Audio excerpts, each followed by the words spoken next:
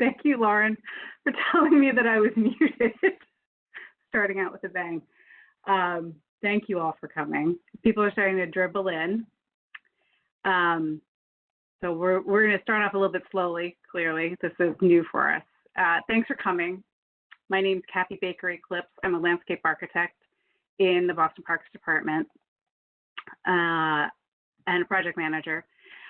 This will be an online presentation by the Parks Department and Park Designer with opportunities for question and answer. I appreciate you trying this new format of community meetings. I really miss seeing everyone's faces and being able to tell whether you're excited or frustrated by what we're saying. We're in the pilot stage of this kind of outreach. We will likely be experts at some point because I don't think this is going away anytime soon, but right now we're clearly not. So please forgive us a little for some of our foibles. This webinar style meeting may look a little different than the Zoom meetings that you all have been using.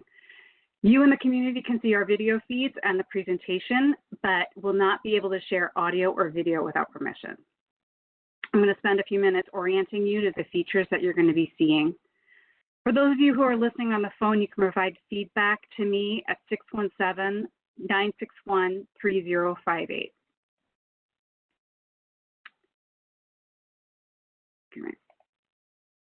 You're going to see a series. So I'm going to orient you a little bit to this WebEx program. You're going to see a series of circles at the bottom of your screen. The one on the far left allows you to mute or unmute yourself. I think I've turned off everyone's mic as they entered, and I'll unmute you individually during our question and answer session as appropriate. You can exit the meeting by clicking the red X at the bottom right. There's a small gray bar on the left. I don't know whether that's my left or your left, so forgive me. When you're looking at the screen, it should be on your left. That gray bar allows you to zoom in on the image or change your view. Can everybody see the screen is now blue? And Kevin, can you nod if your screen is blue? Okay, good. I think I have that right.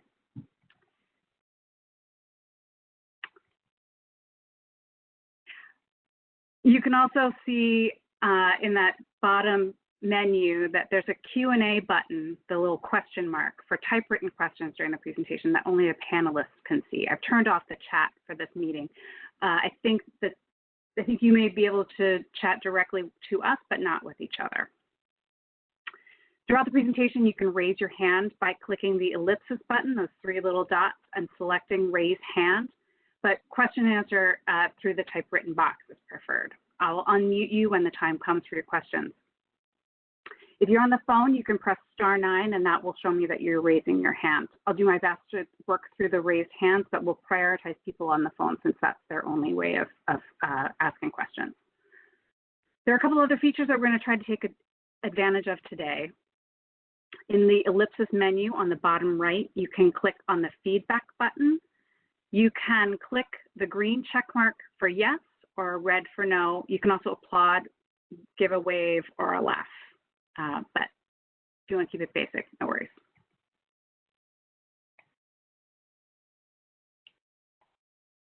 If you're having audio issues and can't hear us, you can exit the conference and then re-enter.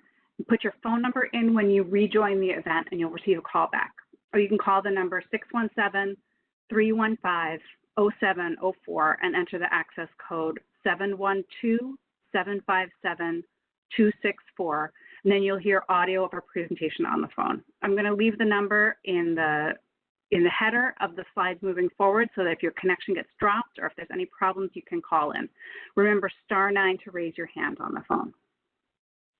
If at any point you're experiencing technical issues beyond these, you can call WebEx Technical Support at 1-866-299-3239.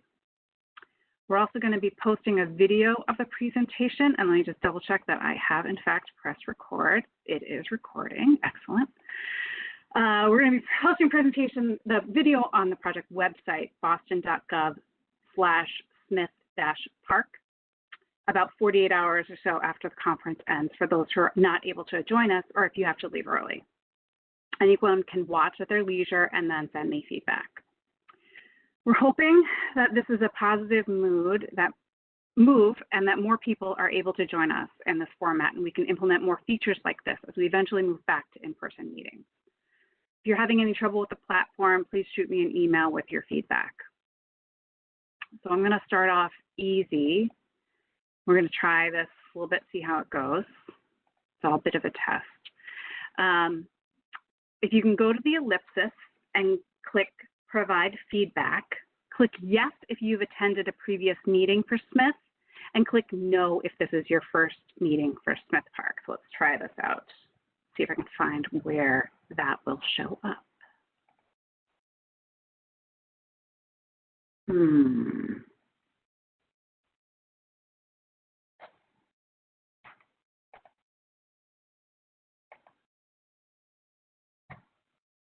Did anybody see that?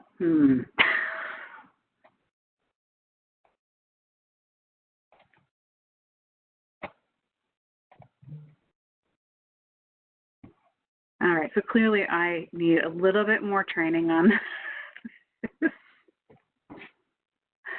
Let me check one more thing. If I can get this, let me see if I can. Okay, we'll just move on, no worries. Clearly that's a feature I still need to work on. So anyway,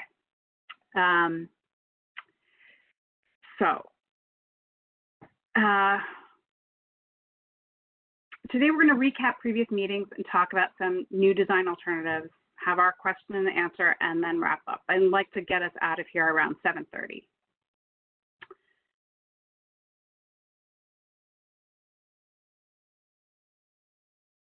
I want to introduce a couple of presenters. The designer Kevin Butel from Stantec may be familiar to those of you who've attended previous meetings. I'm also joined by Liz Sullivan, the Director of External Affairs for the Parks Department and resident of Allston, Brighton. She's helping me moderate this evening. Christine Brandeo is our Community Outreach Coordinator and is also here. I see in the audience we have a couple of electeds. It looks like Liz Braden is here with us. And if there's anybody else, please raise your hand if you'd like me to just acknowledge that you're here.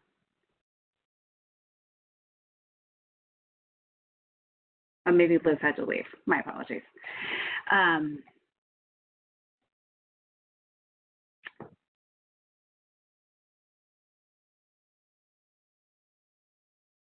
So the project schedule and funding, we began talking about Smith in 2016 with a master plan that came out of the Harvard Allston Task Force. That work was funded by the Continuum Project and by the City of Boston. We then began implementation of Phase 1, funded by the City of Boston, the Harvard Allston Public Realm Flexible Fund, the Continuum Project next to the park, and Harvard University with the General Casey Amphitheater funded by the Boston College Neighborhood Improvement Fund. We had a ribbon cutting for Phase 1 in the fall of 2019. Today we're going to talk about Phase 2, which is comprised of the remaining half of the park. Kevin will show you the master plan and walk through the previous meeting summaries. We're expecting to put the plans out to bid later this year and start construction no later than spring 2021. Construction will take about a year. The funding is coming from the City of Boston Capital Fund, and which has been previously approved and allocated for this project.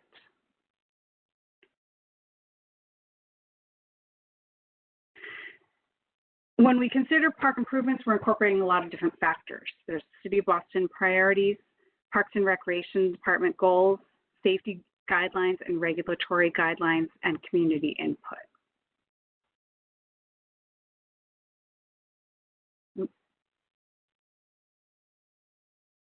Sorry. The City of Boston priorities include expanding walkable access to parks.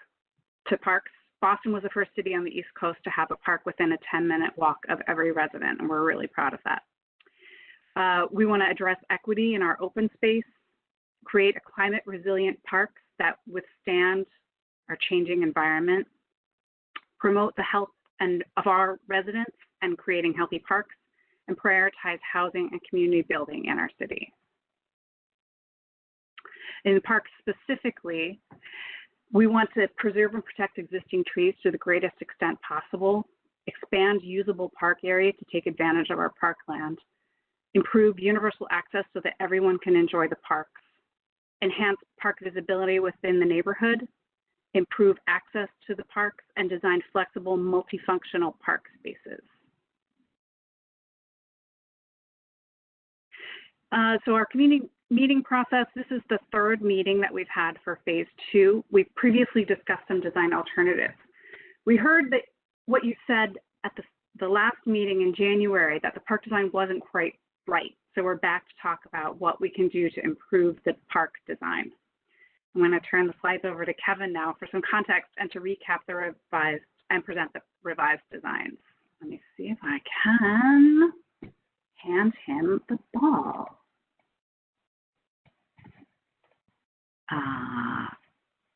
How do I do this? Oop. Made him very small.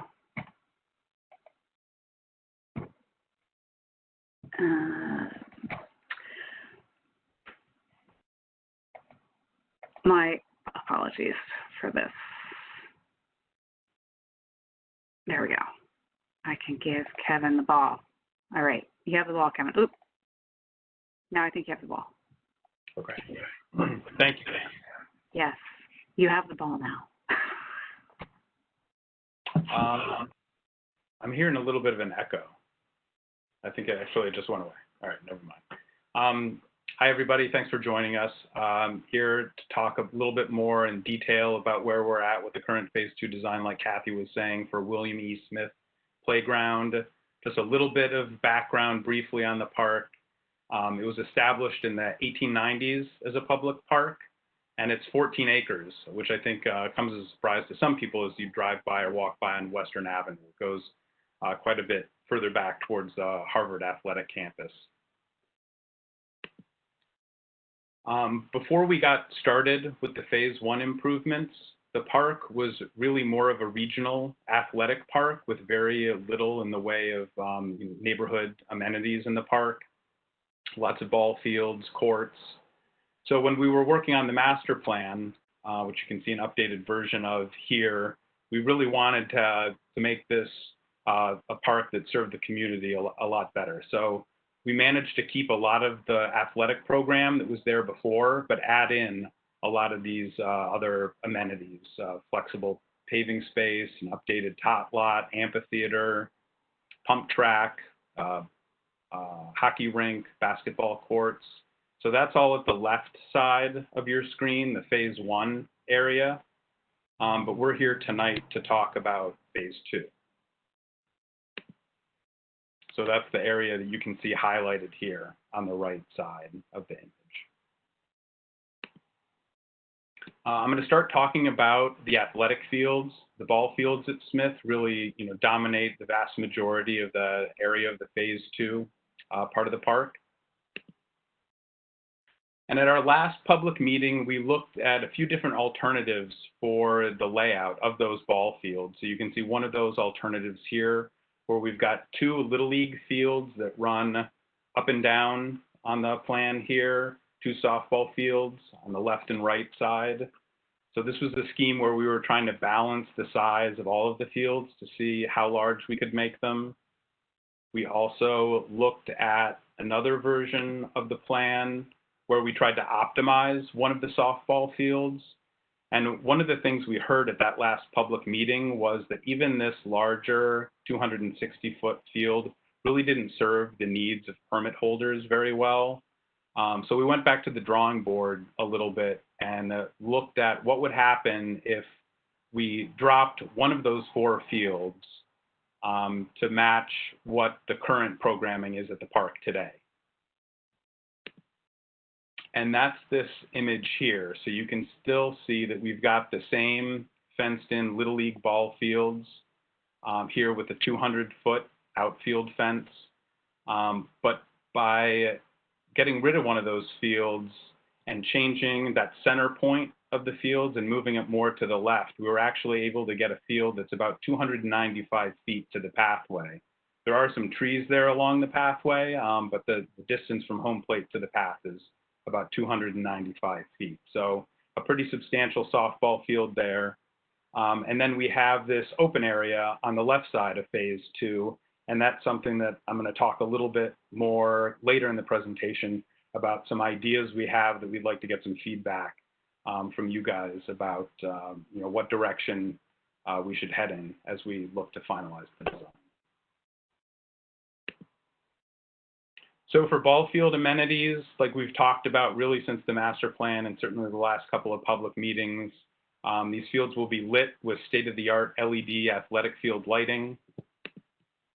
We're also looking at incorporating scoreboards, bleachers, team areas with shade structures, drinking fountains and bottle fillers, and also athletic equipment storage areas that are lockable. In addition to the athletic field, we're looking to put in a large dog park in the rear of the park. So this is zooming into that area in the back corner of Smith. So we'd like to break it up into 2 areas. One area for small dogs, that's going to be approximately 5,000 square feet. Another area for large dogs, that's just under 15,000 square feet. And you can see in the summary in the upper left of this slide what some of the other dog parks in Boston, what their sizes are. Peters Dog Park, Ronan Dog Park, South Boston Bark Park, and the East First Street Dog Park. And you can see that at Smith, when we combine the small and the large dog areas, it's almost 20,000 square feet, which looks to be one of, if not the largest dog parks, or would be one of the largest dog parks in the city. So the conceptual design for the dog park, we're looking at a number of amenities, both for people and their pets. As far as the people that come to the dog park, we want to make sure that we've got a nice shaded area for them to hang out in. And we're thinking about having that shade structure straddle the interior fence. So as people bring their pets here and hang out under that shade structure, they can still socialize with people across that fence. Of course, we'll have benches, drinking fountains with doggy dishes and the bottle filler, leash post. We're going to have a 3-gate access system at the entrance to the dog park to help people control their pets as they come and go to the dog park. And then on the interior portions of the dog park, we want to make sure that we're making this a fun place for people and their pets, an attractive place. And so we want to break up the space a little bit, give it some visual interest, incorporate some trees and natural vegetation, some obstacles, some kind of subtle landforms. So you can see here some precedent photos that kind of gets at our thinking about what this dog park could be. The surface is going to be primarily gravel. We're thinking about having a couple of different sizes of gravel, slightly larger gravel for the big dogs and smaller gravel for the small dogs. But then, like I was saying before, interrupting the spaces with pathways and trees and landforms to make it a more attractive, inviting, and hopefully activate the space. These are some images of the type of shade structures, prefabricated shade structures that we're looking to include in the park, as well as some of the other kind of features we could include for pets, large rocks for dogs to run around or on top of, or other obstacles to make the dog park a little bit more interesting. That image on the lower right includes a lot of wood. I think we'll be looking at materials that are more durable than wood, but the same kind of idea. Platforms or structures for dogs to go on top of, underneath, through.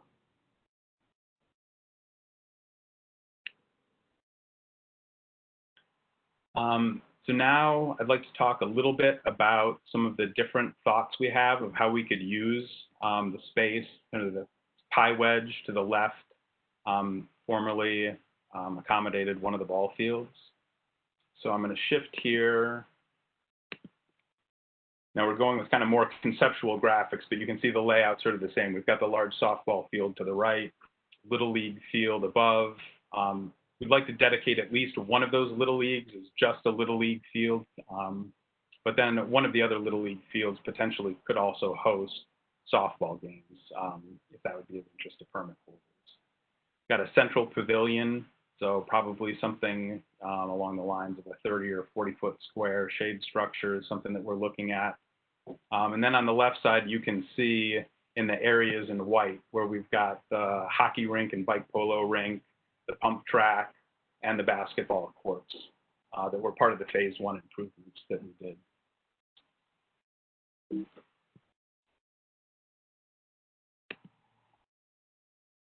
So in this first scheme here that we're calling the volleyball lawn, at the last public meeting, there seemed to be some interest for volleyball here. And so what we're really looking in this scheme is more of a passive park where the volleyball, the area that's shown as volleyball would really be a flat lawn that could be permitted for volleyball, but otherwise would just be a large open space ringed with trees and subtle landforms. You think about putting the tree plantings in there might be a little bit denser, a little bit closer together than the tree plantings that we have in other areas of the park. And then we're also looking, if we can, to include a couple of the features that we were hoping to do in phase 1 that didn't make it into the final construction. So we've got this area called the dish and bowl at the top, and the mound and pole climbers there at the bottom of the plan.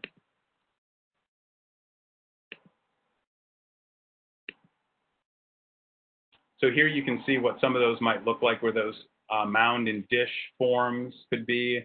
So we think the proximity to the pump track could be, there could be some synergies there.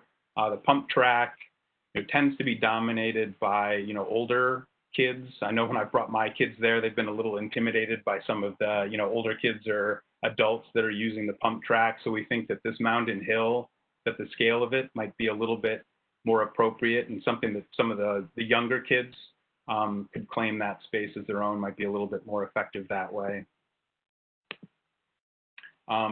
We'd like to do a climbing pole hill as well. So this is sort of getting at what that might look like. So we'd be looking at a more colorful rubber mound, but a rubber surface mound with these poles with sort of a 3-dimensional climbing environment where people can pick their way through it.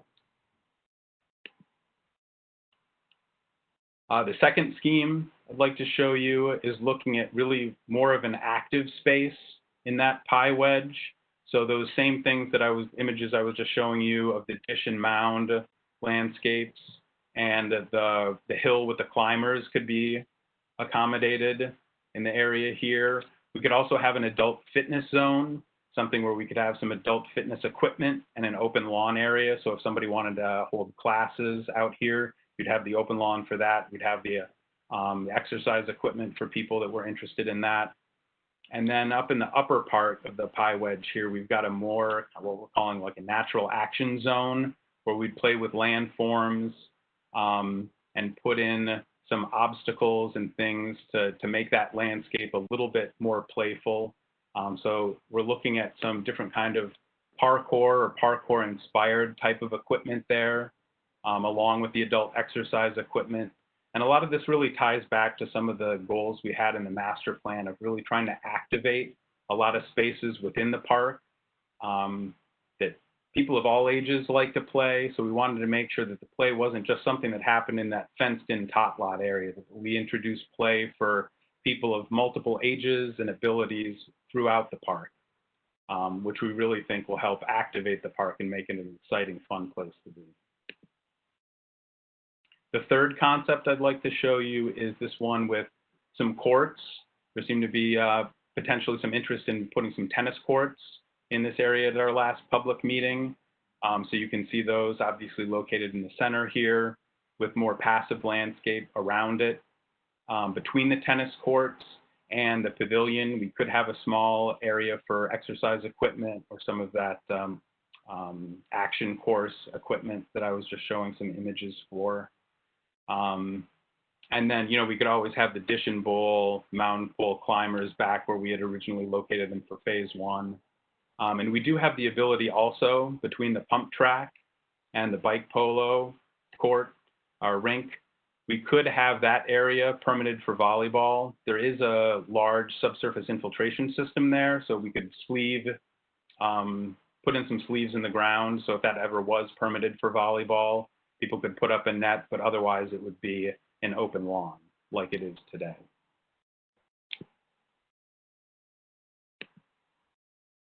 The other thing I wanted to mention about the tennis court is pickleball is becoming a more popular activity, and so that's something that we could do with the tennis courts, is that we could line them both for tennis and pickleball. So you can see here we've overlaid those pickleball outlines over the tennis court. So for each single tennis court, you can fit 2 pickleball courts on there.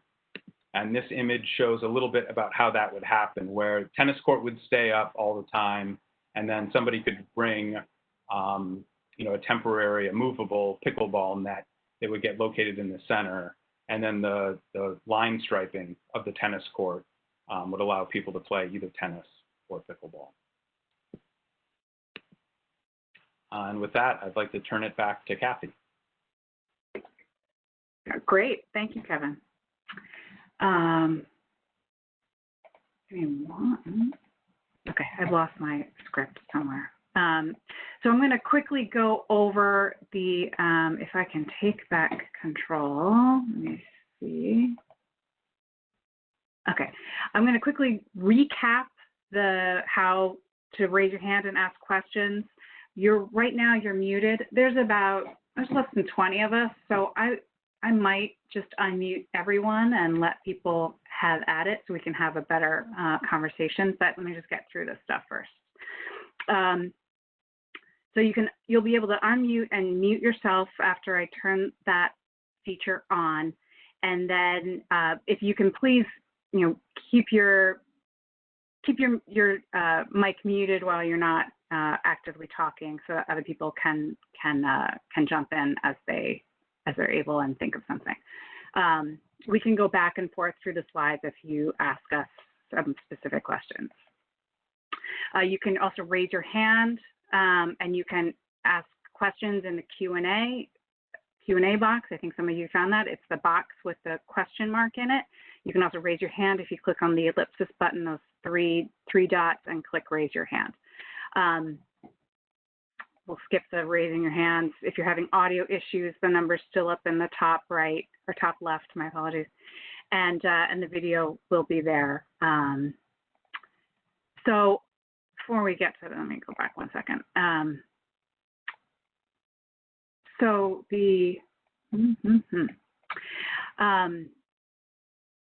I've created a survey. When you exit the meeting, if you could take a few minutes and let me know what you think about the information that was presented, it'd be helpful for us to capture as much feedback as possible. I'm also going to include the same survey in a different format on the project website with a video link so that anyone can provide feedback. I'll keep the survey open for a couple of weeks and then close it. So now I think we're going to just jump right into the Q&A after I go through just setting some guidelines for our conversations. If you can be respectful and use respectful language when you have a question or a comment, share airtime so that everyone can have a chance to be heard. If you disagree with something that someone else said, consider asking a question rather than arguing to prove your point. It's okay to disagree, but don't personalize it. Focus on the idea and not the person. Speak up if the process doesn't seem fair to you. If you talk about people who are not here, don't use their names. Speak up. Speak for yourself, but not the whole group. We all share responsibility for making this conversation productive, so let's listen to each other. All right, so let me figure out if I can unmute everybody and or give you control of your mics. And let me turn that one off. And that's not the one I want. And oh, that's not the one I want either. My apologies. This is taking a second. All right, I'm going to, oh, I thought that would let me. Okay, so I'm just going to do this manually.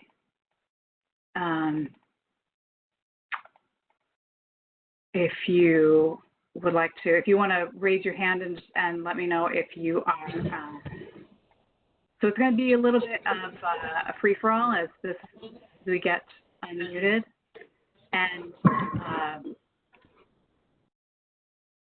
and then we can have a conversation.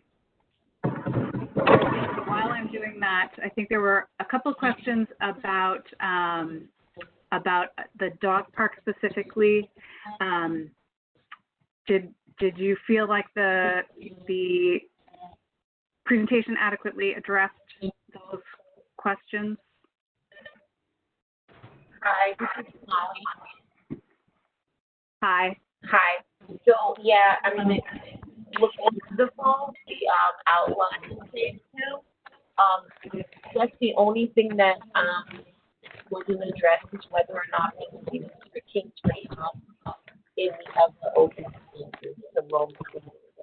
I've noticed that most dog owners will leash their dogs, but there are a few that don't have their dogs leashed at all. And there's no real signage in the park, like identifying what the restrictions would be or should be. That's my main concern. So you're breaking up a little bit. So let me see if I can recap what you were saying and let me know if I got this wrong. Your concern was less with the proposed dog park and more with the current rules of the park, that it's not clear that there's no off leash allowed. Correct. Okay. So yes, there are signs in the park that list the park rules. That we can make sure that they are really placed at the entrances to the park. That being said, we don't have enough staff to be at every park all hours of the day to really enforce that. So it does come down to neighbors, which can feel a little uncomfortable, especially in current events being what they are. But so just use a gentle reminder to please keep dogs on leash, and that hopefully that will be decreased as when the new dog park comes in. Right. And then the other one was the lighting in the park. The lights do not come on in the evening. Right. So I think we are, that is still in the punch list of phase one, and we're working with Eversource to get that final connection from the street into the lights in the park. So that is very shortly, hopefully. Thank you. Great job. Thank you so much for coming. There was another question about whether the Little League, it was appropriate to devote that much actual physical square footage to the Little League, given that their season is pretty short and that it's really just one league that uses the park. And I'm not positive it's just one league. I have to look back at my notes to see. I did an analysis of all the permits that were pulled for the park for the past about 3 years while the park was under construction, in order to determine that we could, given the current level of service and the current permit users, there weren't occasions where there was demand for more than the 3 fields that are currently there, and there's overlapping outfields there, and it was also being permitted by groups like soccer and lacrosse because it does have an open field, and that use would now move to the rectangular field. So we're calling one of the fields a Little League field and the other smaller field a softball field. And that is, they have identical base paths. So if we were to convert one, if Little League suddenly had a huge surge, we could convert the smaller softball field into a secondary Little League field, or vice versa. If the Little League decided, you know what, it's really not convenient for us to be at Smith anymore, we're going to concentrate on some of the other Allston, Brighton Little League fields, we could convert that into a softball field as well. So having the same base paths gives us a little bit of flexibility moving forward in the next 20 years. So I'm hopeful that if that changes, we have some flexibility. Rebecca, does that answer your concern?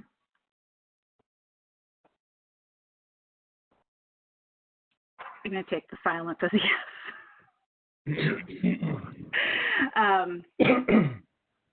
Does anybody else have any questions or comments? Tim? Just clearing your throat. Kathy, there was a question about the skate park in the Q&A, just to make sure to chat about the skate park because somebody had comments. Yeah, so is he still in the meeting? I see him in the attendee list. Okay. Yes, Joe Bradley. Yep. Okay. Kathy, Joe, you wanna... Kathy, I'm still here. Can you hear me? Sure. Yep. Hey, yeah, so thanks again. The city has really done a great job with all of this. And I've lived in Allston for 3 years now, but I grew up in Cambridge just across the river. And so, you know, this neighborhood has sort of been right in my backyard for a while. And just to see all the work that's been done is really outstanding. I would just add a quick note about the skate park and some of the graffiti that's recently been taking place on a lot of the park benches, and I would say most recently the beautiful roller rink with the Bruins Foundation logo was tagged, and during quarantine and during COVID, a lot of the skateboarders have also used the basketball courts as ways to, they'll take the public trash barrels and put them out on the basketball courts to do tricks, which then causes trash to get all over the fields, and the skateboarders never pick it up. So I would think that a simple fix there would just be to chain some of the trash barrels to the fences so that the skateboarders can't use it on the basketball courts. And again, you know, I think during COVID, this would have never really been a problem because you would have basketball players using the courts and the skateboarders would never venture over there. But nonetheless, they're beautiful new basketball courts that are not only being destroyed, but, you know, with trash from the barrels, but the skateboards themselves are chipping and destroying a lot of the beautiful new paint that so many people in the area have been able to enjoy. So while the skate park has been a nice addition, you know, it's become clear that a lot of the skateboarders just are not respecting the area. I reached out to Connor Newman about this too. He was great and got right back to me. But I wanted to just see if there have been any more talks internally about what can be done for this issue.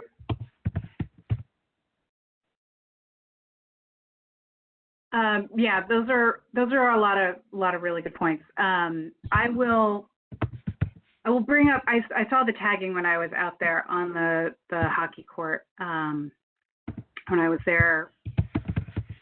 So I haven't reported it. I haven't put it on 311 either. But if somebody can, that would be great. I will do it as soon as I can. And the other issues I think are really come down to an enforcement issue, which I think, given that this is a pretty new type of facility for us, I think we are learning a lot about how it's getting used and how it's being used in ways that we didn't necessarily anticipate. So I will bring all of those to the attention of the superintendent so that he can address the maintenance issues. But I think it's the users are harder to get a hold of and harder to be held accountable in sometimes. So yeah, they're all really good points. So thank you. Sure. Yeah. And again, you know, I actually did put in a 311 myself, and, you know, some of the questions that I sort of got was oh, you know, how do you know it was them doing the graffiti? How do you know it was the skateboarders? I guess in all instances, I don't, but in one instance, I did personally witness it and called it in. And, you know, I think because of the Corona outbreak, it's just sort of become clear that the people who are doing the damage to the field are, you know, these are not beer league softball players or pickup basketball players who aren't using the city property right now. These are skateboarders with cans of paint in their backpack who are showing up to the park and destroying the city property. And it's just a shame to, as somebody who's, you know, lived in the area for so long and has seen such a great job the city's been doing with this field, to have a skate park, which seems to be a magnet for a lot of bad activity, basically, is all I'm, you know, trying to say.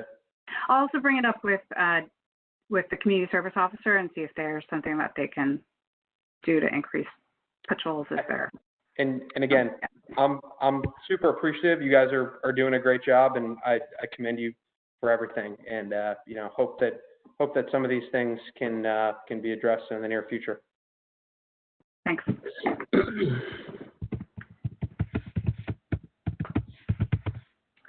Anyone else have a question or comment?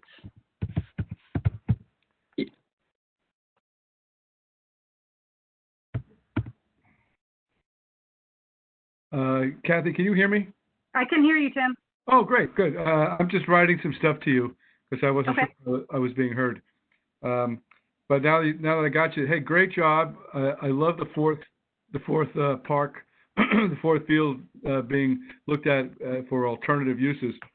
And my vote is to a passive area for open lawn plantings, maybe sculpture, a nice seating area. When I hit that spot and I take in the 360 of the park, it's really lovely, and you get great sight lines all around, and you feel like included, yet you can kind of take it in at your own pace. It's a very nice experience. So yeah, I think there's plenty of active stuff, and we need more passive stuff, and the more green shrubs, you know, and if there could be some artwork there, that would be great. Yeah, it's a great. I appreciate that feedback. I will just say that the artwork is not something that I think we can include in this budget, in this scope right now, partially because of budget and partially because the public art process is a process unto its own. Okay. So the way we got Quest Eternal was a little bit outside that process, but typically the public art comes from the community, a desire from the community to have public art. I think we can design a flexible space that could accommodate some kind of art piece in the future, or leave it flexible enough so that maybe a site-specific art piece could be incorporated at a later date.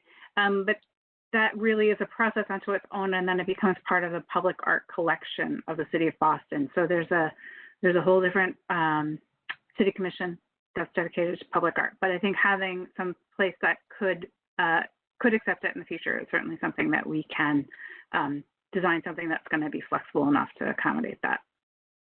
Nice. Kevin, could we see more detail on the pavilion? Are there any more slides of the pavilion specifically, Kevin? I'm scrolling through the slides now, I think. What we were thinking of is something, if you go back, Kathy, to the image of the dog park pavilion, yeah. I think that might help. This one. Yeah, so these have some images. So what we're thinking is something that would be a standing seam roof, like you're seeing in the image of the upper left.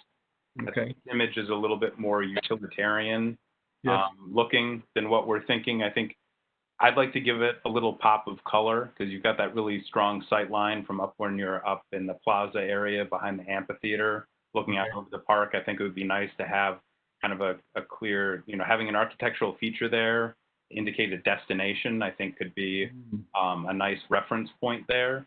And then I know in other Boston parks, we've done things where we've dressed up those metal support posts with stone or other materials, just sort of wrap them in that to soften them, Nice. make them look a little bit more substantial. So I think that's what I'm thinking about right now. So The picnic tables are a great idea.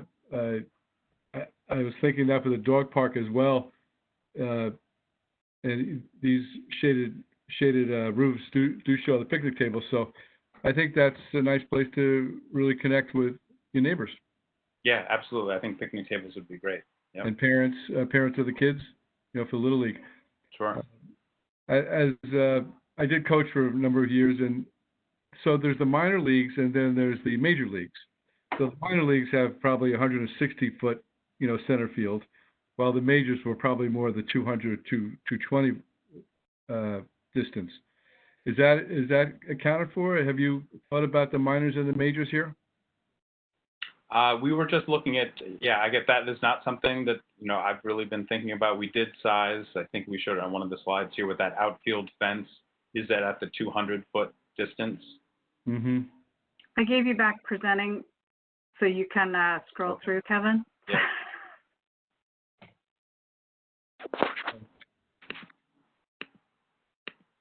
Well, if I recall, the baselines are shorter for the minors.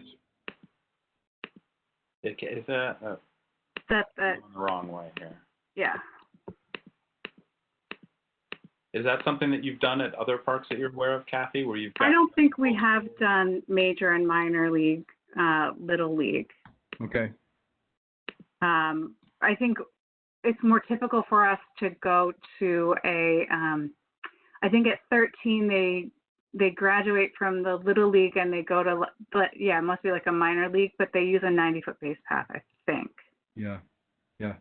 So then they go to a men's baseball field and they just don't hit it as deep.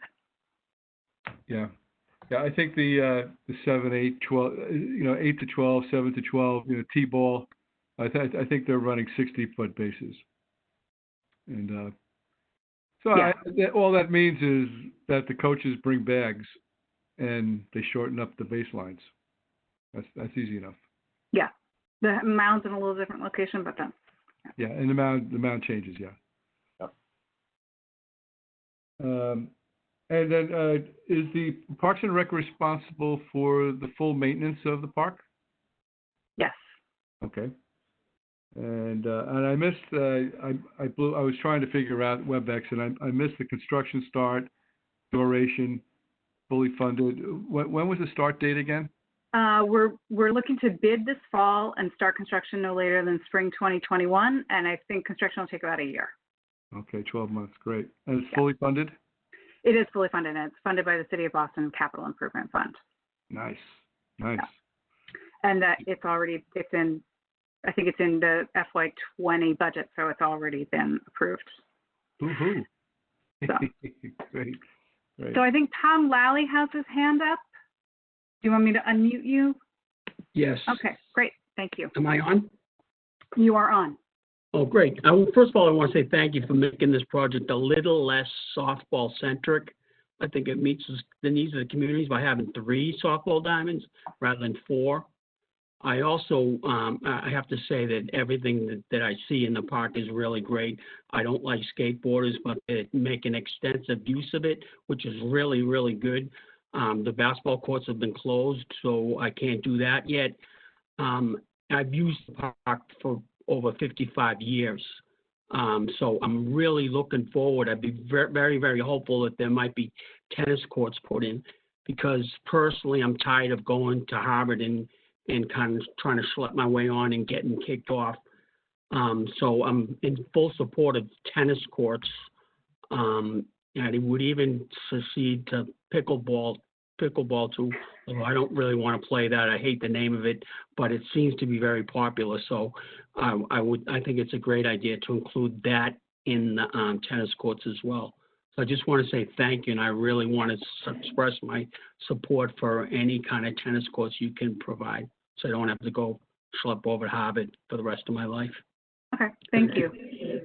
The pickleball is really, what we've been doing lately with some of the court renovations that we've been doing is including pickleball on the existing tennis courts, because it's just paint that we're adding, and then people bring their own nets. So there's no impact to being able to play a pickleball game or a tennis game. You just can't do it at the same time, but you can do both in the same general footprint. So I think we'll in the survey that is going to be on your exit screen, you can identify, I've asked for people to identify what's really important to include and what's not important to include. So please provide us that feedback so we can kind of get a gauge of where the community is. Paula, did you want to go? Did you want to speak?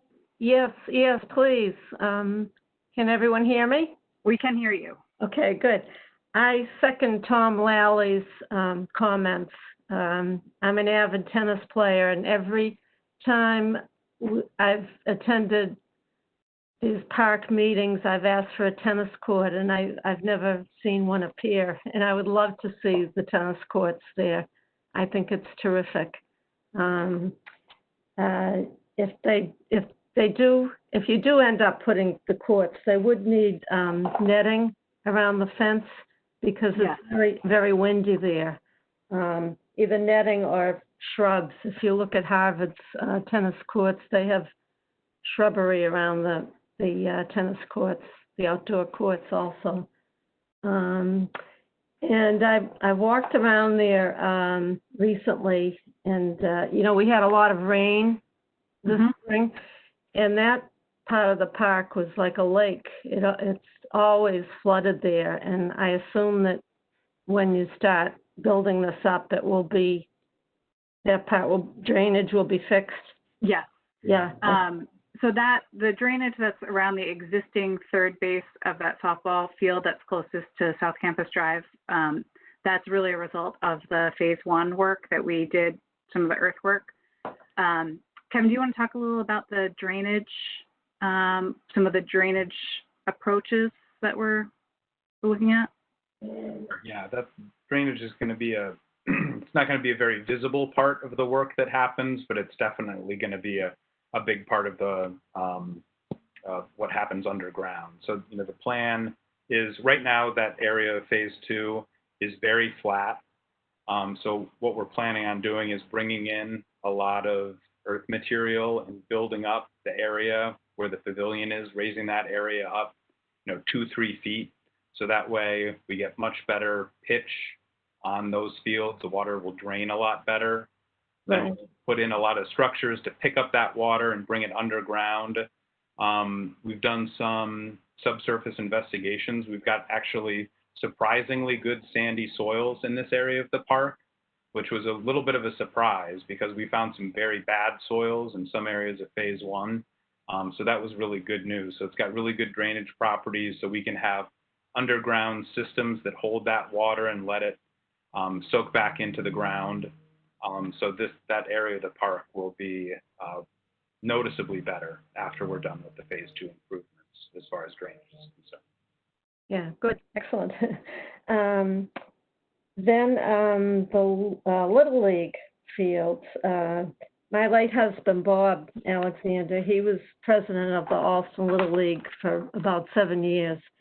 And I'd just like to see if possible that the permits would be distributed first. Priority would be to the children of Allston and Brighton, rather than allow adults from wherever they come from use the fields. Yeah, we prioritize youth leagues first in our permitting process, and then City of Boston residents, and then City of Boston non-residents. And so the City of Boston, or the adult leagues that request use of the fields, they are typically the ones that pay for the lighting.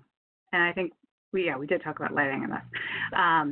So they pay fees to use the lights, but we do prioritize youth leagues first youth users in our permitting process.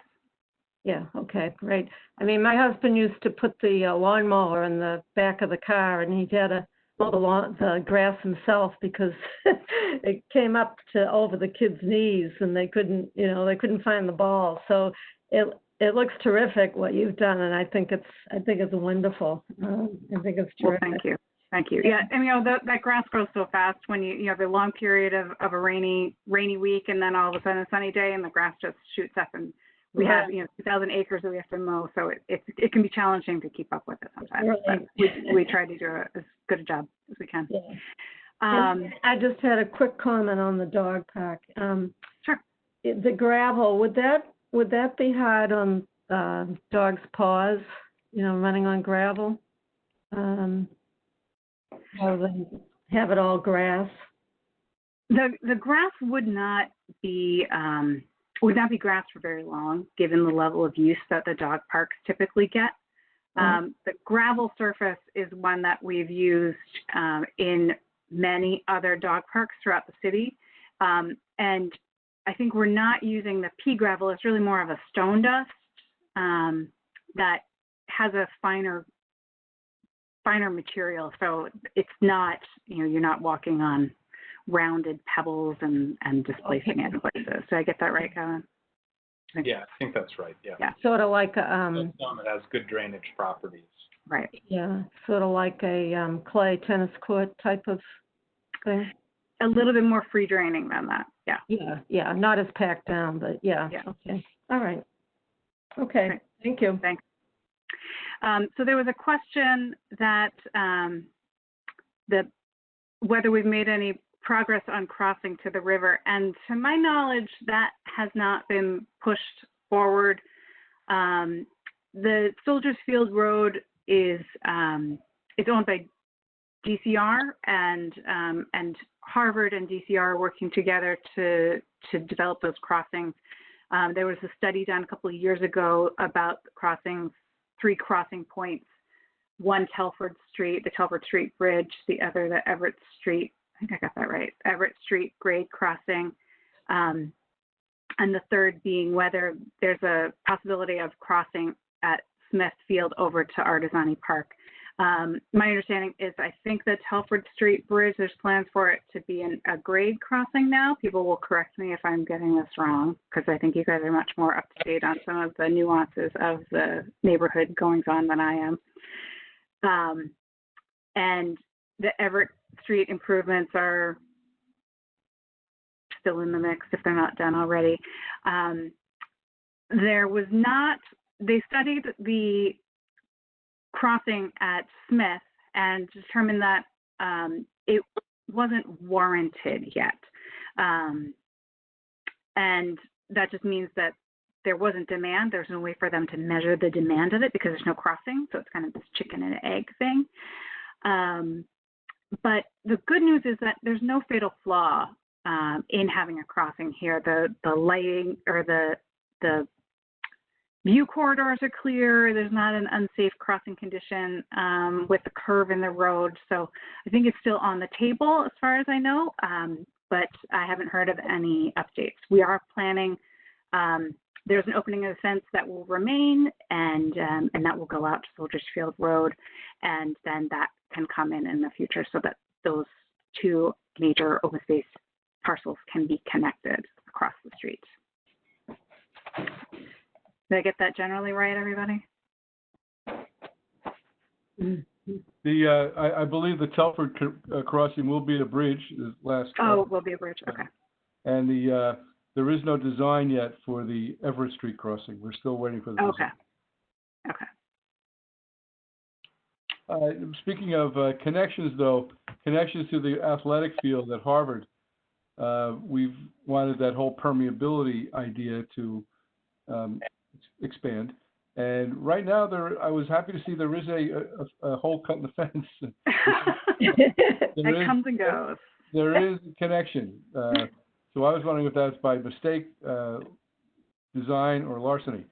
So I'm hoping that we I can. think that falls under the guerrilla urbanism. Is that the right Okay. term? All right. Okay. But is Parks and Recs approaching Harvard to make a connection? I haven't engaged with them directly about that issue in a while, but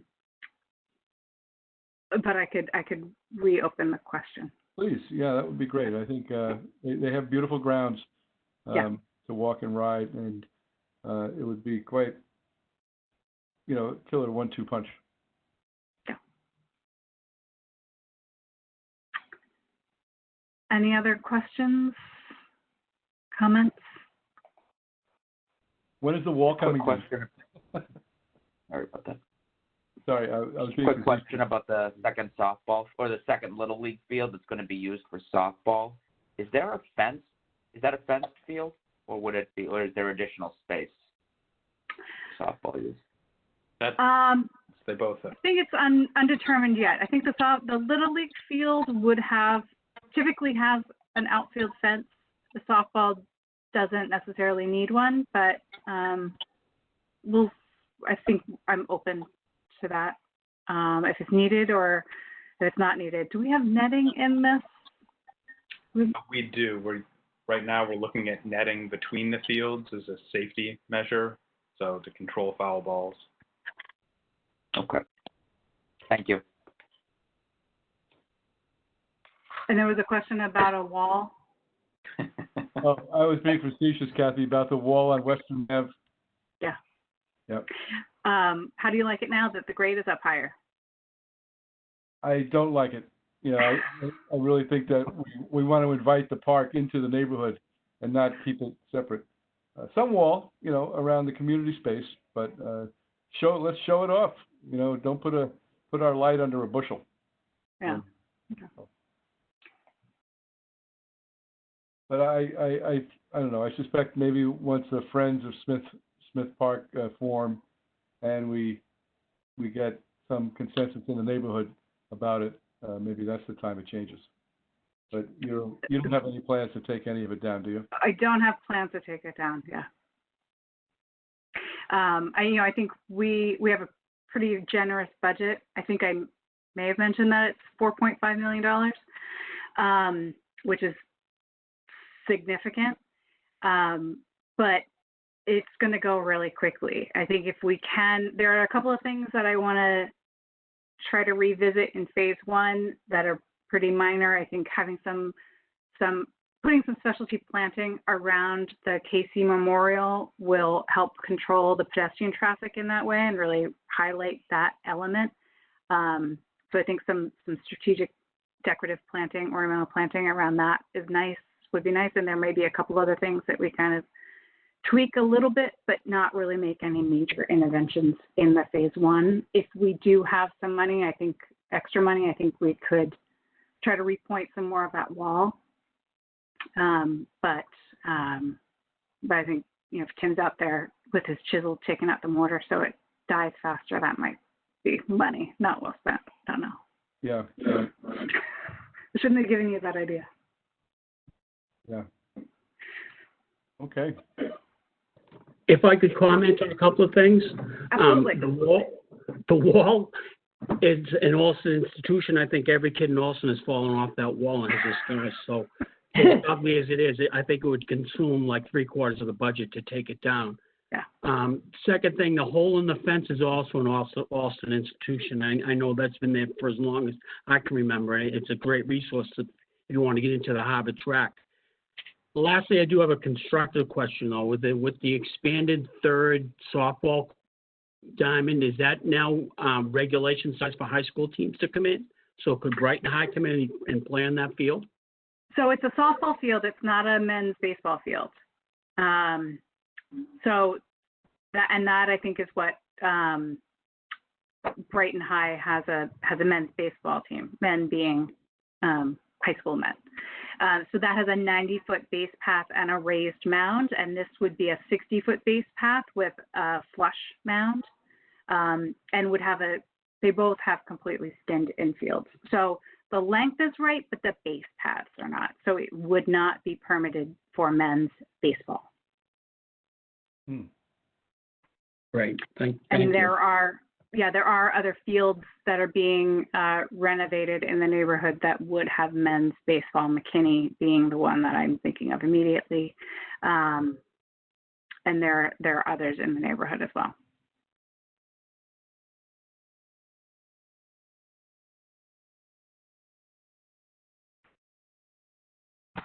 Anyone else have a question?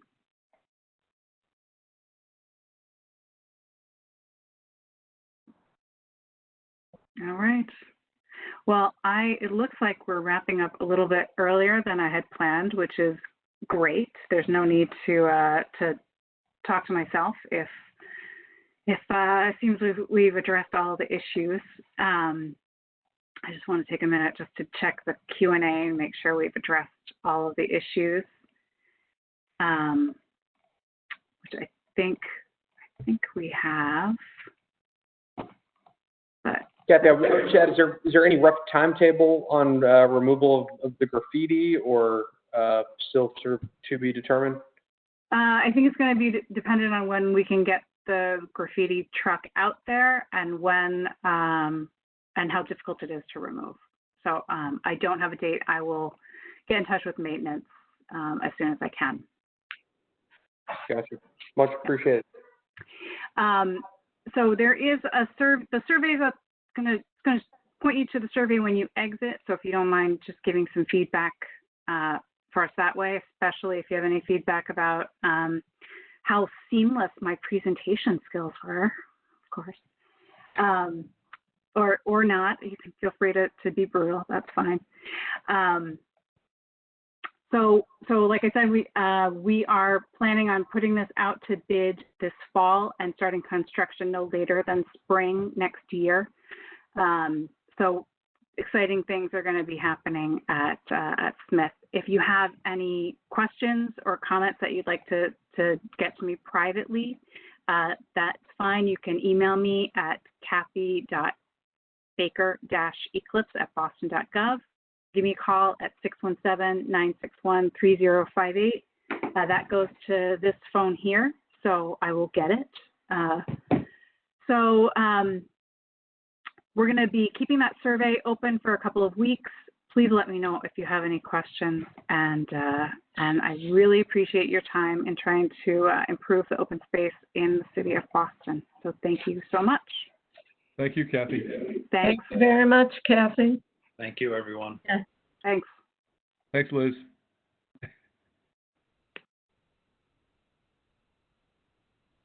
When is the next meeting? Sorry, there's not going to be a next meeting.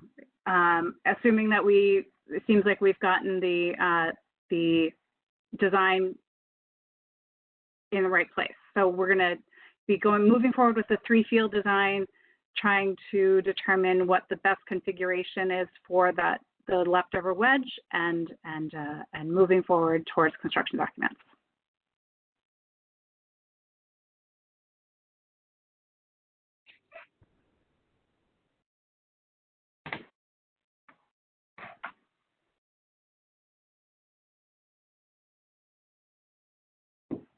Nice job, everyone. Thanks, Lauren. Is Sherry still here?